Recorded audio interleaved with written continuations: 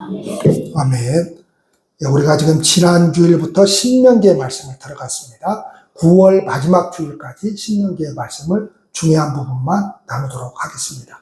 지난 주일날 서론격으로 제가 좀 여러 가지 두서없이 말씀을 나누었고, 오늘부터 이제 하나님의 말씀, 신명기의 말씀을 들어가도록 하겠습니다. 오늘 기도하신 분은 우리 이훈희 권사님이시고, 오늘 성경 봉독을 한 학생은 우리 이훈희 권사님의 딸이 되는 김수지 학생입니다. 제가 일부러 그렇게 한 건 아닌데 하다 보니까 간혹가다 그렇게 이렇게 매치가 될 때가 많아요. 엄마가 기도하고 그 자식이 성경 봉독을 하고, 자, 그 자식들은 저를 보고 오늘도 말씀을 잘 들읍시다.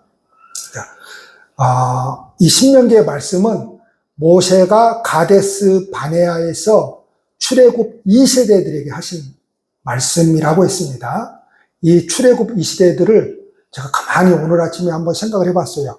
몇 살이나 되었을까? 우리가 이제 흔히 생각하기에 2세대들이니까 40년 동안 광야 생활을 했다고 보통 하니까 출애굽 때 임신하신 분도 계실 것이고, 그리고 대부분은 그 광야에서 이제 태어났단 말이죠. 할 건 다 하고 살아요. 그렇게 힘든 광야에서도. 그러니까 한 40 먹으신 분도 있을 것이고 30대, 20대 이런 이제 청년들이 대부분이죠. 그 청년들은 소위 말해서 그 부모님의 어떤 믿음의 삶의 역사를 다 이해하지 못하는 사람들이죠. 그냥 태어나고 보니까 광야이고, 태어나고 보니까 그냥 이 험한 생활을 하고 있는 거죠. 이 삶이 도대체 내게 왜 이렇게 주어졌는지 자기 어머니와 아버지 세대는 조금 이해가 되더라도 그 자녀 세대는 전혀 이해를 하지 못했습니다. 그래서 지금 광야에서 다 죽어버린 자기 어머니와 아버지를 생각하면서 이제 가나안 땅을 앞에 두고 모세가 이제 그 2세대들에게 마지막으로 이제 설교를 한 내용이 신명기라고 했습니다. 그래서 이제 그 자녀들에게 이제 설교를 시작을 한 거예요. 그러면서 이미 지금 2세대들이 지금 가데스 바네아에서 지금 모여 있다고 생각을 하면 됩니다. 그런데 이 2세대들만 가데스 바네아에 도착을 한 게 아니고 그 옛날 너희들의 부모들도 이미 출애굽을 해서 가데스 바네아에 일찍 도착했다. 그런데 무슨 일인가 있었다. 그래서 다시 광야로 하나님께서 쫓아내서 그 광야에서 38년 동안, 우리는 이제 보통 40년 그렇게 이야기를 합니다. 40년 동안 광야 생활을 하게 되었다. 그때 하나님께서 모세인 나에게 주신 말씀이 있었는데 바로 이 말씀을 선포했다. 하나님께서 이 땅을 너희 앞에 두셨으니 올라가서 차지하라. 두려워하지 말고 주저하지 말라. 이 말씀을 선포했을 때 이스라엘 백성들이 그 땅을 그 하나님의 명령에 완벽하게 실패하고 말았다. 왜 실패했느냐? 너네들의 부모들이 대표격인 사람들을 보내가지고 하지 말아야 할 일을 했다. 그게 뭐냐? 정탐을 해야 한다고 했다. 그래서 우리가 어느 길로 가야 할지, 우리가 어느 성읍으로 들어가야 될지 미리 한번 정탐을 하면 얼마나 좋겠습니까? 그 땅을 이해하는 데 얼마나 도움이 되겠습니까? 그러면 우리가 훨씬 더 쉽게 이 전쟁을 치르지 않겠습니까? 였습니다. 이것이 굉장히 여러분 지혜로운 방안이라고 생각되어지는데 전혀 그렇지 않습니다. 왜 전혀 그렇지 않느냐? 그들은 지금까지 그 크고 두려운 광야길을 어떻게 지나왔습니까? 네. 어느 길로 가야 할지, 어느 산으로, 그걸 이스라엘 백성들이 정하지 않았습니다. 어떻게 지나왔습니까? 하나님께서 구름 기둥과 불 기둥으로 그렇게 인도하신 대로 따라왔습니다. 그런데 지금 이 가데스 바네아에서 도착을 했는데, 그 옛날 1세대들입니다. 도착을 했는데 뭐 하자는 겁니까? 정탐을 하자는 겁니다. 어느 성읍으로 들어가야 할지, 그 길은 어떨지 우리가 미리 보자는 겁니다. 여러분, 우리 인생은 어떻습니까? 우리 각자의 삶은 그 개별성으로 인해 달라질 수밖에 없는 인생이죠. 모두가 각자의 길을 갑니다. 모두가 각자의 인생을 살아가게 됩니다. 그런데 여러분 잘 생각해 보십시오. 애초에 우리가 다 각자의 삶을 살아가게 되는데, 애초에 우리가 부모를 선택했습니까? 선택하지 않았습니까? 선택하지 않았죠. 가만히 생각을 해 보십시오. 결혼하신 분들은 배우자를 내가 선택한 것 같은데 가만히 생각을 해 보십시오. 그냥 결혼한 게 맞죠. 그냥 결혼한 게 맞습니다. 가만히 생각해 보십시오. 제가 24살 때 교회를 나갔어요. 서울에서 24살 때 여름에 교회를 나갔거든요. 제가 언젠가 한번 간증했죠. 그냥 그 전에 그 일주일 전에 술 먹고 담배를 사러 갔는데 그냥 어떤 청년들이 교회 가자는 거예요. 그래서 제가 술 기운에 교회를 따라갔다니까요. 그러니까 나중에 생각하니까 토요 모임이에요, 그게. 청년회가 토요일 날 많이 있잖아요. 그냥 괜히 술 기운에 따라가가지고 막 찬송을 부르더니 기도하고 과일을 먹더라고요. 나도 그냥 술김에 그냥 있다가 그냥 과일 먹고 왔어요. 그런데 여러분, 담배 피러 간 사람, 담배 사러 간 사람 있으면 전도하세요. 가게에 술 사러 가잖아요. 교회 가요. 그냥 한마디 던진 거예요. 근데 술 기운에 따라갔다니까요. 그런데 그다음부터 그렇게 교회가 가고 싶은 거예요. 그래서 제가 이제 우리 형님과 형수님이 교회를 다니고 있었어요. 근데 그 다음 주일날 형님, 형수님 댁을 갔는데 교회를 가는 거예요. 그래서 나도 한번 가보자고. 그때부터 이제 교회를 다니기 시작을 했어요. 그 교회를 다니기 시작을 했거든요.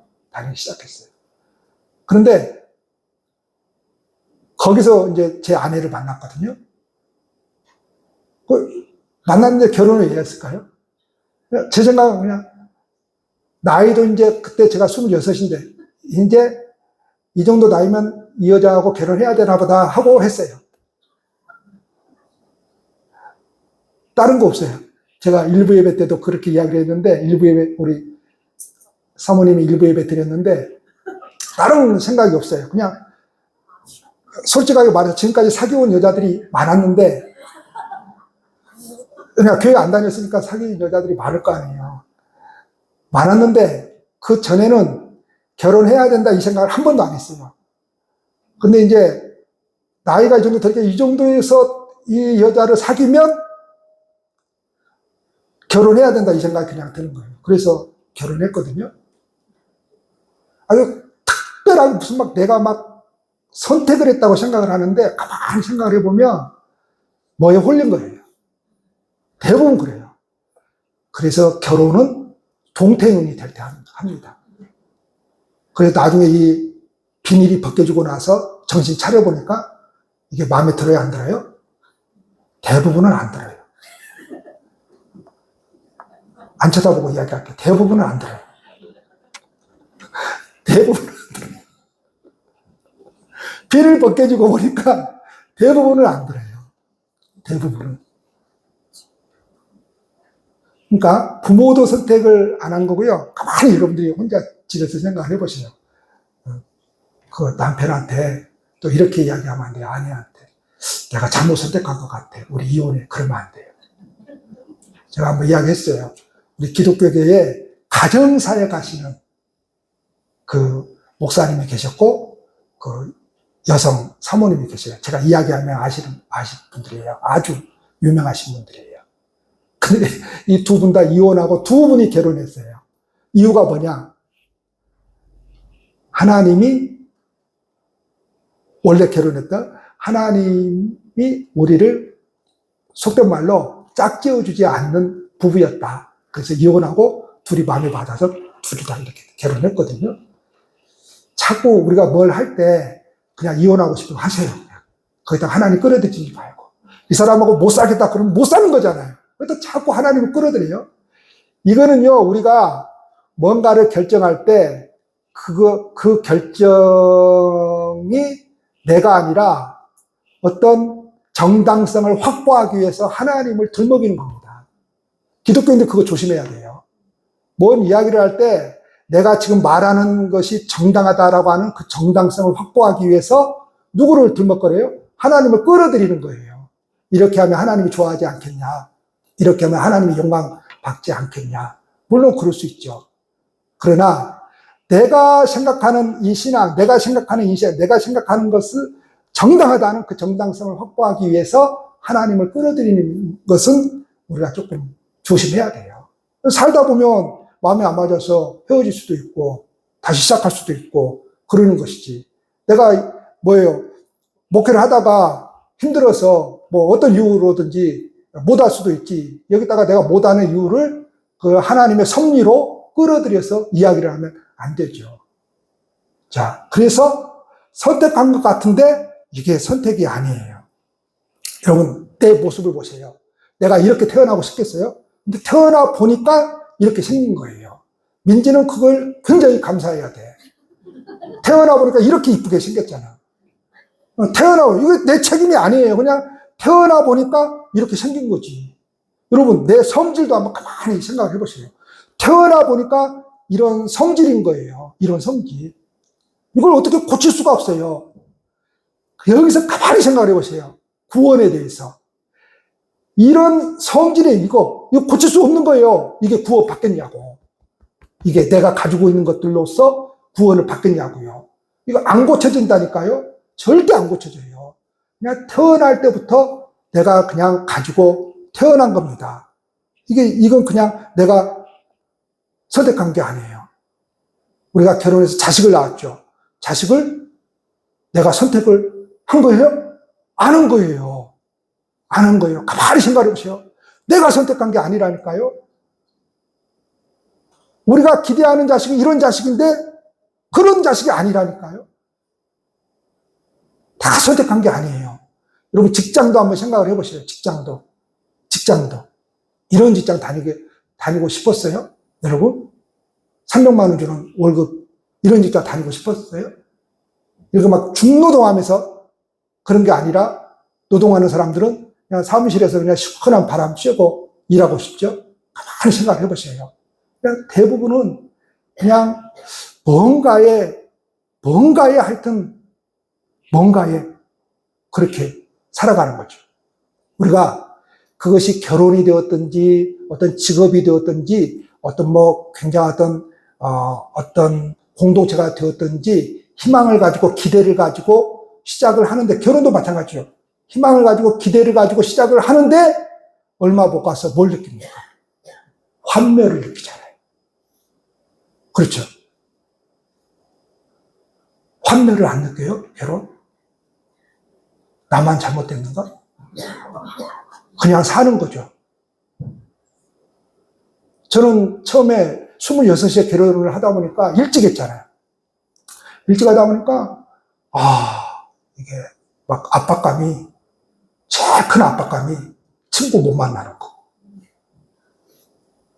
한참 놀 때인데 친구 못 만나는 거. 막 자유가 없어요. 자유가. 다 걸리는 거, 이게 다 걸려. 근데 아직까지도 그 걸림돌의 굴레 속에서 지금도 살고 있잖아요. 그때는 아주 그냥 미치겠더라고요. 그냥 포기하고 사니까 사는 거지. 그러니까 저는 그런 생각을 했어요. 나는 결혼을 안 해야 될 사람인데 결혼을 해가지고 내가 이렇게 살고 있구나, 이 생각을 했어요. 네. 처음에는 그랬다, 이 말이에요. 그러니까 우리가 아무리 좋은 생각을 가지고 있어도 환멸이 있겠죠. 자, 우리가 신앙생활을 웅초교회에서 하잖아요. 그러면 처음에 교회를 정할 때에 한두 번 와가지고 결정하신 분들도 있고, 우리 교회는 몇 년 그냥 다니신 분들도 있습니다. 저희가 등록을 해라 어쩌라 말을 하지 않습니다. 그러면 이 교회에서 이제 신앙생활 해도 되겠다 해서 등록을 안 할 때하고 할 때하고 또 다릅니다, 여러분. 느낌이. 안 할 때는 그냥 마음이 편안해요. 편하게 그냥 다니는데 등록을 하면 이게 뭔가가 압박감이 옵니다. 다시 말해서 등록을 안 할 때는 그렇게 마음이 편하고 할만하겠다 이거에서는. 근데 등록을 막상 하니까 뭐예요? 압박감이 와서 뭘 느껴요? 또 이 공동체에 대한, 교회에 대한 환멸을 느끼죠. 여기도 다른 데와 다를 바가 없구나. 다를 바가 없습니다, 여러분. 똑같은 인간들이고 다를 바가 없습니다, 여러분. 목사가 돼 있으면 돼 있지 다를 바가 없습니다. 그래서 저는 항상 교회 처음 나오신 분들한테 꼭 그 이야기를 합니다. 왜냐하면 제가 24살 때 교회를 다녔기 때문에 절대 사람을 보지 말아라. 사람의 행동, 사람이 말하는 거, 그걸 그걸 본 순간 자매님은, 형제님은 실망한다. 예수 못 믿는다. 신앙생활 못한다. 사람이 그냥 다 똑같은 거예요, 사람. 그게 제일 걱정돼요, 그래서 대부분 시험에 드는 사람들은 뭐 때문에 시험에 듭니까? 목사 때문에, 사람들 때문에 시험 들잖아요. 그렇죠? 왜요? 제일 시험에 많이 나오는 인물이 누구예요? 목사죠. 왜냐하면 목사에 대한 기대감이 있는데 목사가 그 기대에 못 미치죠. 말하는 것도 그렇고 행동하는 것도 그렇고 삶도 그렇고 그렇게 설교하는 대로 사는 것 같지도 않고 교회에서 목회를 하면서 요구하는 것이 뭐예요? 자꾸 내 마음에 들지 않고 그러는 거죠. 그러니까 환멸을 느끼죠. 교회도. 이 교회는 안 그러겠지 하는데 이 교회도 똑같이 나를 시험에 들게 하는 사람들이 여전히 있습니다. 자, 보세요. 이게 중요한 겁니다. 어떤 길을 가든지 어느 성읍으로 가든지 뭐가 중요하느냐. 배우자를 누구를 선택했든지 그게 중요한 게 아니에요. 중요한 것은 하나님과 함께 하는지가 중요한 겁니다. 하나님과 함께 하는지가. 하나님과 함께 하는지가 중요해요. 어떤 사람하고 내가 살기 때문에 불행한 게 아니고 어떤 삶 속에서도 내가 하나님과 함께 하고 있는지가 중요한 겁니다. 내가 어떤 직업을 가졌느냐에 따라서 나의 행복과 불행이 결정되는 게 아니고 내가 어떤 직업을 가지고 있든지 하나님과 함께 하고 있는 것이 너무나 중요합니다. 12 정탐꾼들이 아주 호기롭게 그래서 그 가나안 땅을 정탐을 했습니다. 정탐을 하고 왔는데 이 12명의 가운데 2명 갈렙과 여호수아는 아주 긍정적인 보고를 하는 거예요.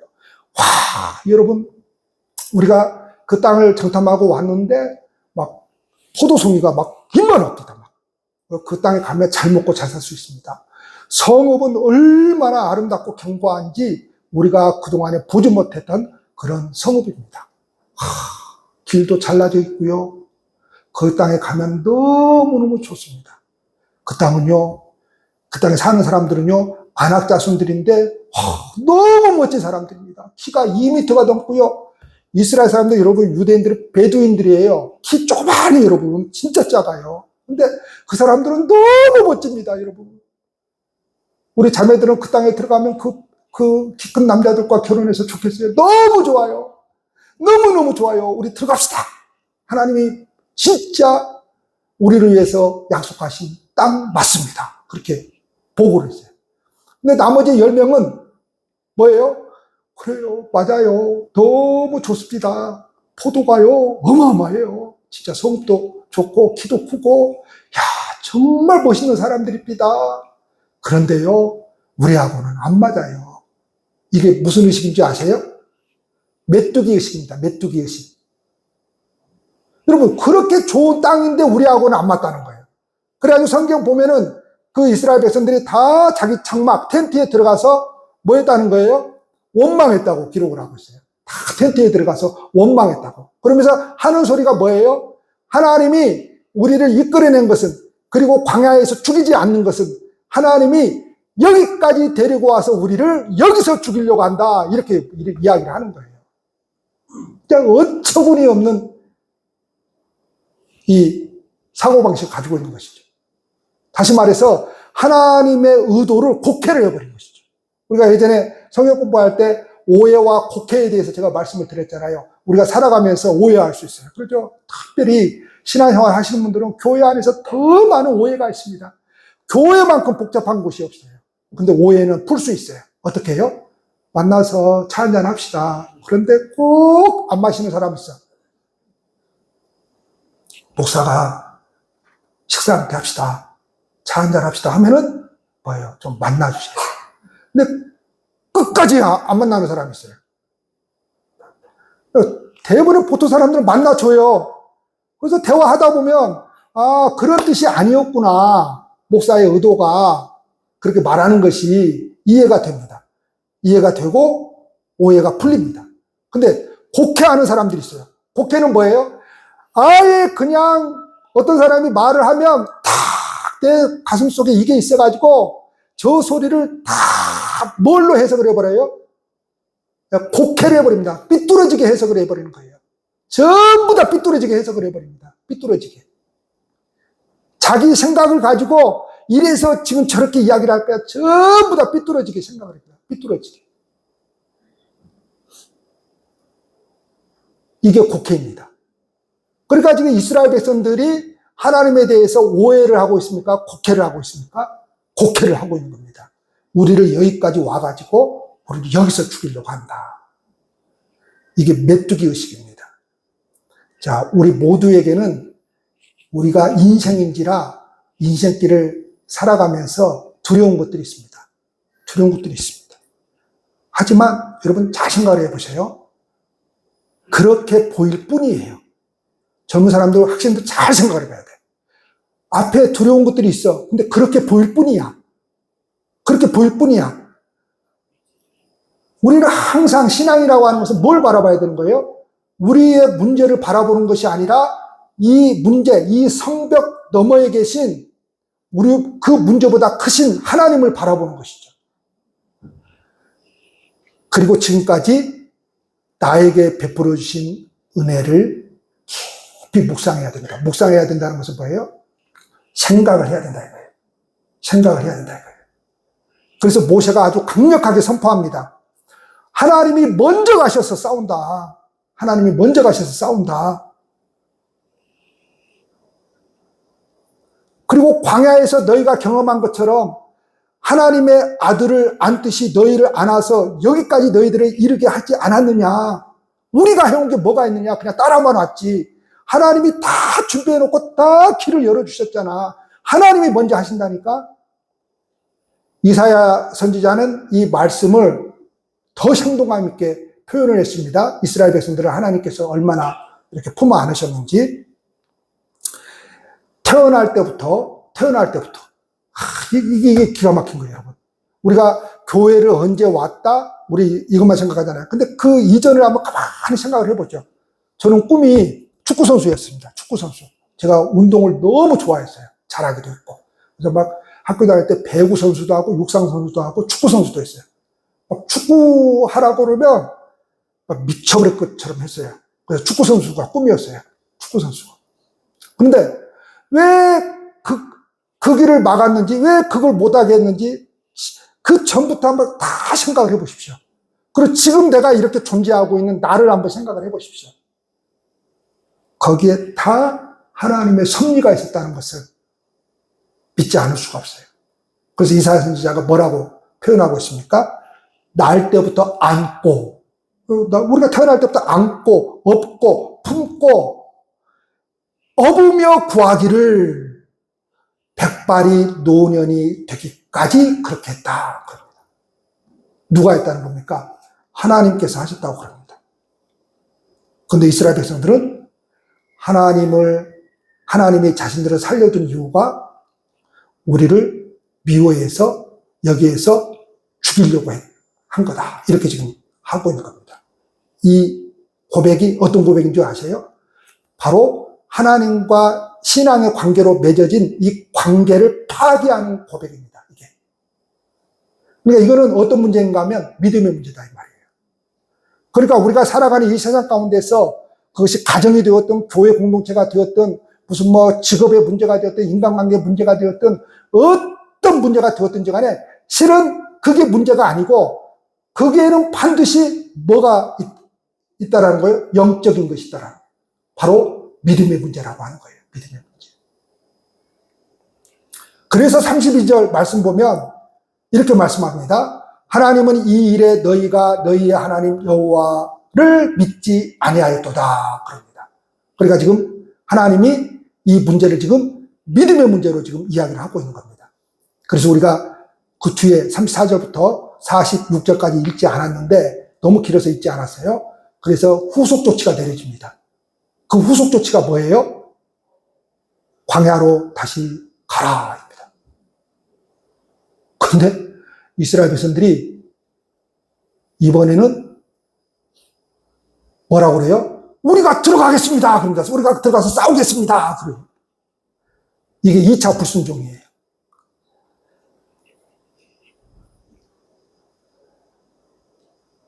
자, 그래서 성경에 보면 그 이스라엘의 악은 뭐냐? 악은 뭐냐? 하나님께서 행하신 일을 망각하고 잊어먹어버리고 하나님을 곡해한 것이 악이다. 그래서 갈렙과 여호수아만 일시대에서 구원을 받습니다.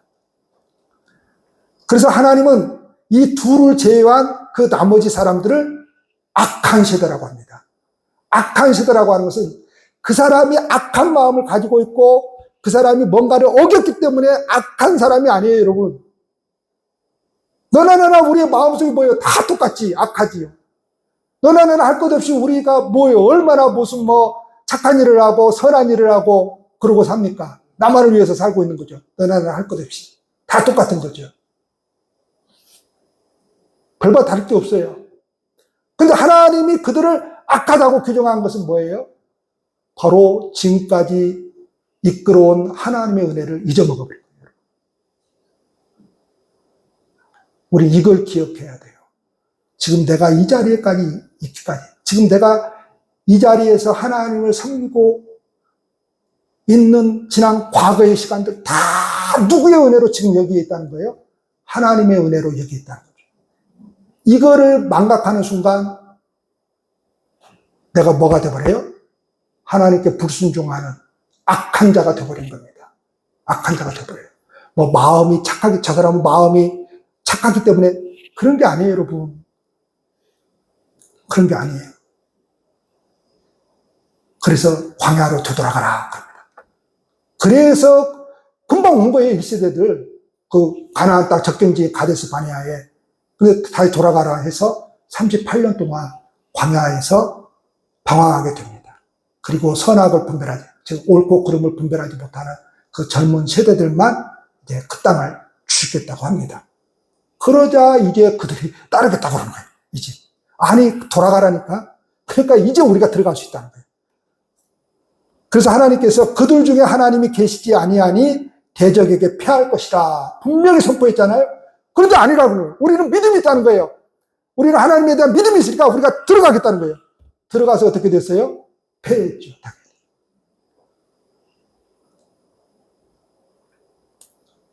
야, 여기서 아주 하나님이 인상 깊은 말씀을 하시는데 내가 너희 중에 있지 않다는 것입니다. 그 전에는 있지 않다고 안 그랬잖아요. 함께 한다고 그랬잖아요. 가라 그랬잖아요. 근데 지금은 뭐예요? 내가 너희 중에 있지 않는다고 하는데 이 이스라엘 백성들이 아닙니다. 우리 믿음이 있습니다. 하나님의 말씀 의지하고 갑니다. 이제 또 간다는 거예요. 그러면 여러분 믿음이 있습니다. 말씀 의지합니다 하고 가면 이게 성공하는 거예요? 실패하는 거예요? 실패하는 거예요. 왜냐? 하나님이 함께 하시지 않는다는 말씀을 듣고도 거리낌 없이 그 명령을 거역하고 들어가 버렸기 때문에 그렇습니다. 우리가 하나님의 말씀이라고 믿고 주저없이 행동한다고 해서 믿음이 있는 것이 아닙니다. 잘 들으십시오. 자, 하나님의 말씀이라고 해서 내가 그걸 믿는다고 해서 내가 주저없이 행동한다고 해서 믿음이 좋은 게 아니라고요.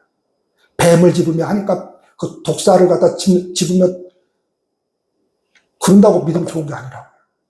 바다 위를 배도가 걸었으니까 나도 걷는다고 죽는다니까요. 그게 믿음이 좋은 게 아니에요. 심지어는 그것이 과거에 옳았다고 할지라도 지금은 다른 거예요.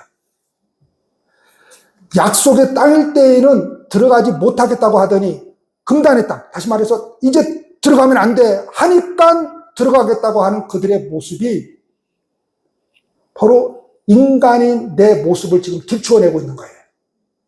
그들의 그 뒤틀린 마음 상태와 믿음의 오해는 참혹한 결과를 낳습니다.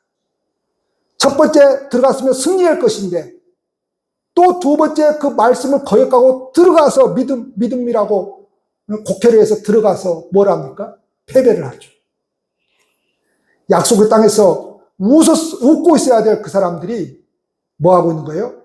대성통곡을 하고 있는 것이죠. 만약 우리가 어떠한 행동을 할 때에 하나님께서 승리를 주실 수밖에 없다고 한다면, 하나님께서 응답해 주실 수밖에 없다고 한다면 그러한 하나님은 신이 아닙니다. 내가 부리는 종에 불과한 겁니다. 지금 이스라엘 백성들은 오늘날도 마찬가지예요. 많은 기독교인들이 여기에서 잘못 살아가고 있어요. 즉 이스라엘 백성들은 하나님과 관계없는 종교적 열심을 통해서, 하나님과 관계없는 종교적 행위를 통해서 내가 원하는 것을 얻을 수 있다고 생각을 하는 거예요. 오늘날도 마찬가지예요. 하나님과 관계없는 나의 종교적 열심, 나의 종교적 행위를 통해서 내가 그렇게 하면 하나님이 감동받고 그래서 내가 기대하는 결과를 하나님이 주실 것이라고 생각을 하는 거예요. 이게 우상숭배인 거예요, 여러분. 그래서 하나님은 속된 말로 어떻게 놀아나고 있는 거예요? 내가 어떻게 하느냐에 따라서 놀아나고 있는 거죠. 내가 종교적으로 열심히 뭔가를 하게 되면 그 하나님이 나를 어여삐 여기고, 내가 잘 못하게 되면 하나님은 나를 분명히 미워해서 나를 죽이실 거야, 이렇게 생각하는 거죠. 그래서 기독교인들이 어떻게 살아가고 있는 거예요? 자유함이 없이 두려움에 떨고 벌벌벌 떨고 살아가고 있는 거죠. 그래서 이러지도 못하고 저러지도 못하고 그렇게 살아가고 있는 것이죠. 그런 게 아닙니다, 여러분. 우리의 열심이, 즉 우리의 종교적 열심이 하나님을 움직이지 않습니다, 여러분. 우리의 열심이, 우리가 어떤 착한 일을 한다고 해서 하나님이 내 착한 일을 했으니까 그것 때문에 움직이지 않습니다. 절대 움직이지 않습니다, 그것 때문에. 그럼 뭐 착한 일을 하지 말라는 거예요? 그러면 그럴 필요가 없네, 이거예요? 여러분, 그거는 진짜 유치원 수준이죠. 다시 말해서 우리가 하나님을 이해하지 못하면, 하나님을 바르게 알지 못하면, 하나님과의 관계를 알지 못하면 그걸 개념이라고 해요. 제가 어려운 말을 쓸게요. 개념이라고. 그러니까 개념적으로 우리가 하나님을 알고 있으면, 생명으로 알아야 되는데 개념적으로 알고 있으면, 개념적으로. 그러면 자꾸만 관계가 아니라 뭐예요? 어떤 행위를 통해서 자꾸만 나의 믿음을 입증하려고 하고 나의 어떤 행위를 통해서 하나님의 응답을 생각을 하는 거예요. 그렇게 하면 안 돼요, 여러분. 절대로 우리의 종교적 열심이 하나님을 움직이지 않습니다. 그럼 도대체 어떻게 할 때 그 하나님의 약속을 누릴 수 있는 것입니까?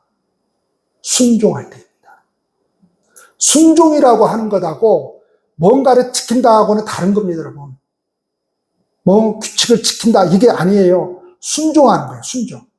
그리고 끊임없이 우리는 하나님이